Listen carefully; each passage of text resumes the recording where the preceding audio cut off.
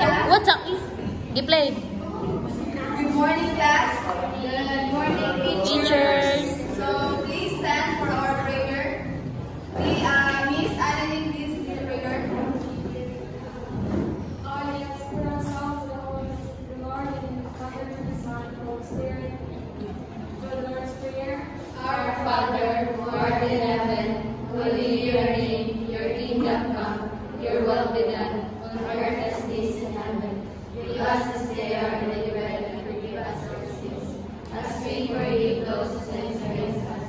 Do not bring us to the test, but deliver us from evil. Amen. So, Miss, you not take to sit. So, Miss Secretary, please check the attendance. Alright, may absent? Wala, me. So, before we go on to our topic, I have jumbled words, letters here. So, i-compile ninyo then answer.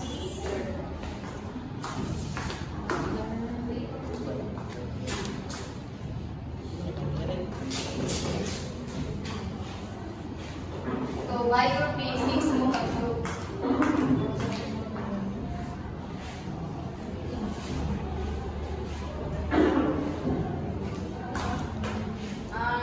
One minute only ha nga, makaalagay ka na sa form of words. If you're done, pwede mo i-insay na form yung word. I'm done. Okay, what word did you form, Miss Diane? School. Okay, and how about yours? Rita? Teachers, then yours, Francis. Parents. Then, Community. community. How about Annalyn? Learners. Learners.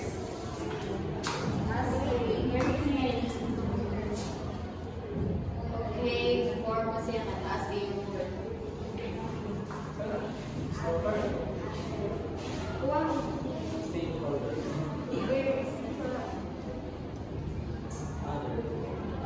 Okay, what word did you form, Miss? Other stakeholders. Okay, thank you for then based sa iyo na form na jumbo, what is your observation about our topic for today? Francis, based sa imong na form, kung sa may na-observe mo, what was the topic na ako i-explore? Okay, so supposed to communicate. Ah? Schools to community. Okay. Thank you. So, our topic for today is all about stakeholders in curriculum implementation.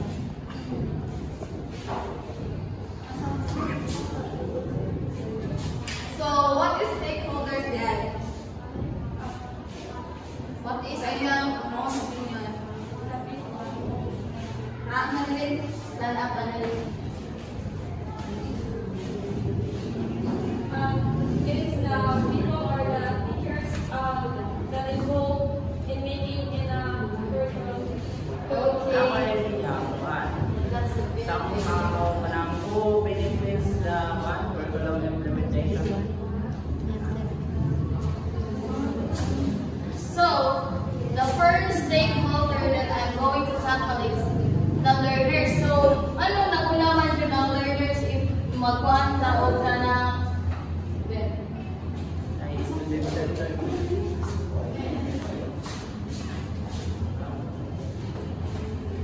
for you, Francis, ano magkunaman ang learners sa pag-implement sa curriculum?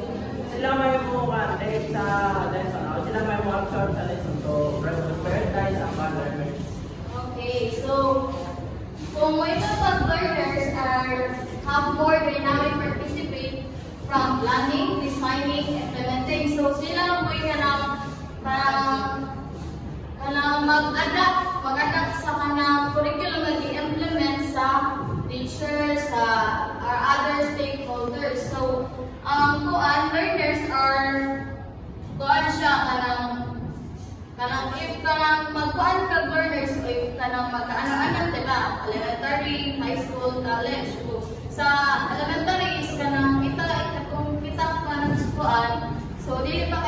dili pa kay wa pa kay knowledge if unsa na ang kanang curriculum. So the more mag-higher imong grade, so diha na nimo ma-adapt ang kanang curriculum. Next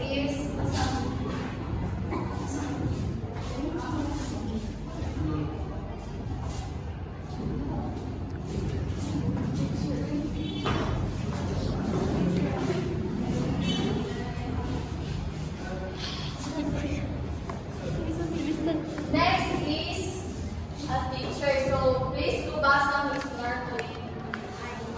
Teachers are curriculars. Teachers are stakeholders who plan, design, teach, implement, and evaluate the curriculum. So thank you, Ms. Martin. So kung may ka sa teachers are the curriculum is, so ang teacher is the most important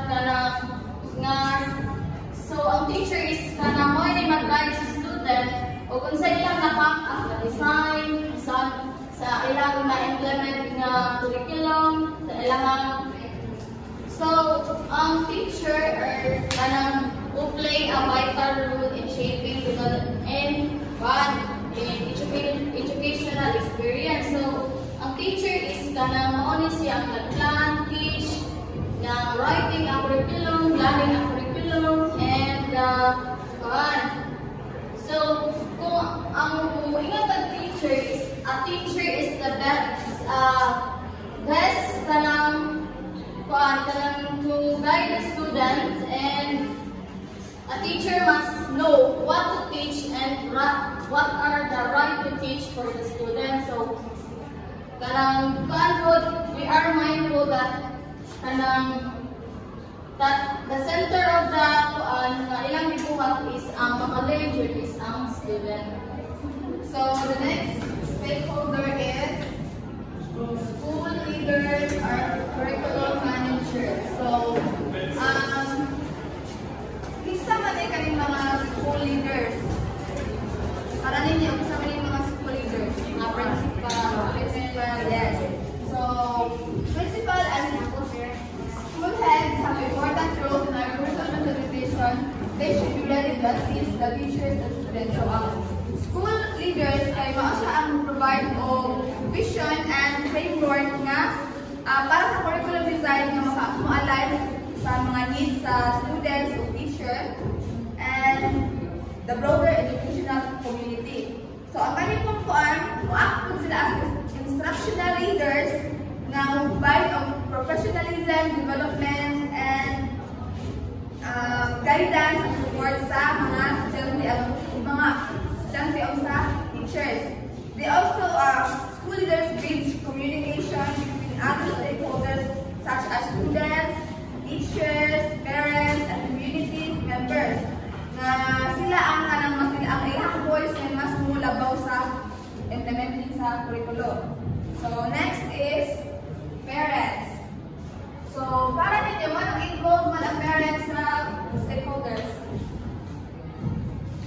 Makatabang magod na siya sa school, and sila po ay sila may guide sa before ang teachers. Yes, so ang parents kaya ganang so kung kita kita students sa parents mag-build ng ganang decision. Yes.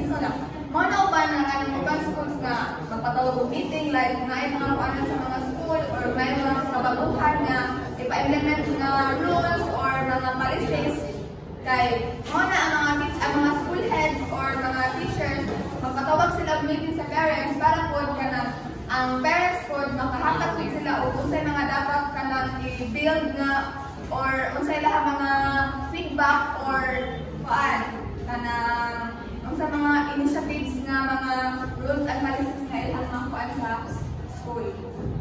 So next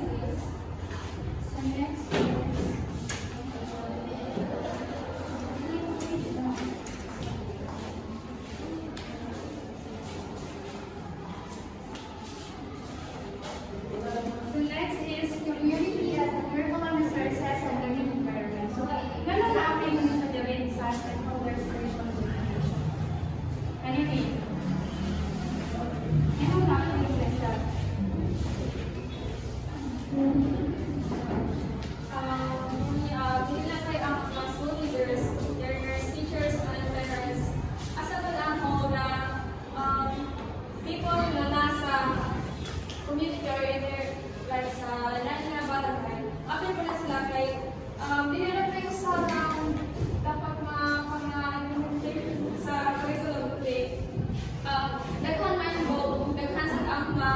communicate ana nga implement nga.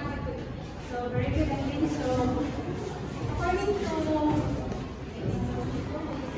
First Lady Hillary Clinton, state the whole village to dedicate the child's community extended school ground and their environment. So dili ka jud tanan mo na dili ka jud sa tanan na kuano na kuana.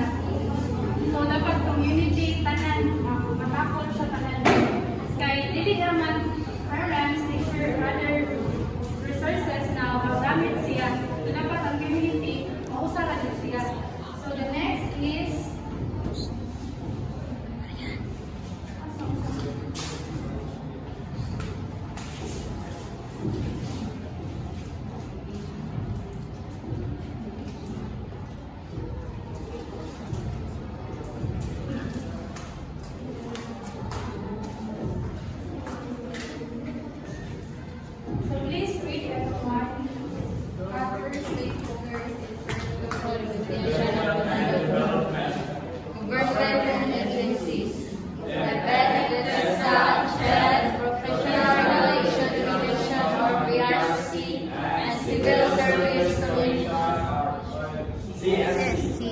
Local government unit, non-government agencies, Gawad Kalinga or JP, Sir Metro Bank Foundation, professional organization like Philippine Association for Teachers and Educators. so kung may kalakihan sa government agent, non-government agent. So ang kalakihan nila, for example, non-government agent is nag-include sa mga building, provide equipment,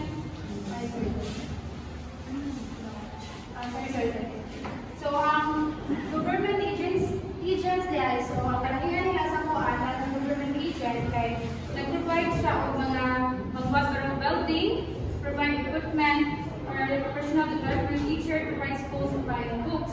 Silbi pa lang, for example, kanang mga maestra, maroon pantay naman, di ba, na mapatong nila mga supply, mga bond paper, mga Kanang mo ba?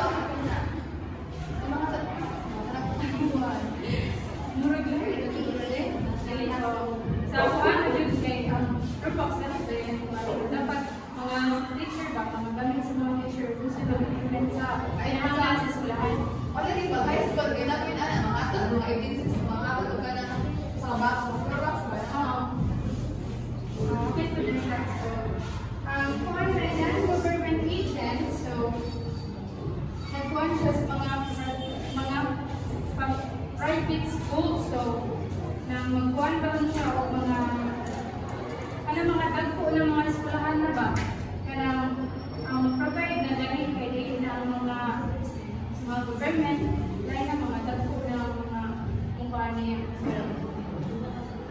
Ang yung kuhan sa niya, mention mo rin so naman siya kawad Kalinga, Kalinga, Bank Foundation. So kanang mga kuhan na gani, mga trahedya ganing mga yung kuhan, kapantay mo lang dahil mga pagpapagyo niya na ako. Muna sila yung support sa ilang mga kuhan. So muna siya ang 6 stakeholders in curriculum implementation. So muna siya ang so do you have any question? Clarification? Naman mga mga guys. So, since nakatapos man mo, so mag-proceed ka sa atong application. So, sa inyong application kay mag-make mo og matrix ka pa. Matrix? So, duha ka. Table na sa bayan mga kolom. Ay, table din siya. Ang first column, stakeholder. Sama to, kanang ka stakeholders learners. Then, sa ikaduhang column, inyong isuwat sa na implement nila. Namin na-involve siya sa curriculum or implementation.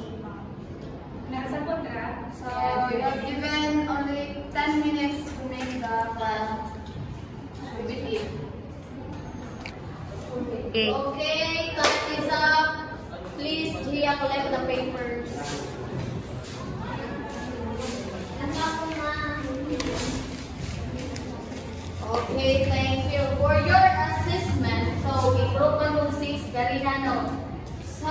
yung assessment, okay, in your group, create a visual diagram. So, mag-create mo a visual diagram that what are the rules of curriculum stakeholder. Then write in the long paper. So, kuha. Ano sa ipas, ma'am? Visual diagram. Karon ipas? This is for instruction. Karon ipas? Pwede na sa later. Okay, nakuha ninyo ang instruction, mag-create mo visual diagram. Then sa inyong assignment, magbuhat na mo og reflection paper. So, inyong patong kaning nga question inyong patong. If all the stakeholders contribute positively in curriculum implementation, do you think curriculum change or development will succeed? Why? Ang lesson to DC guys para. Okay, thank you all and thank you.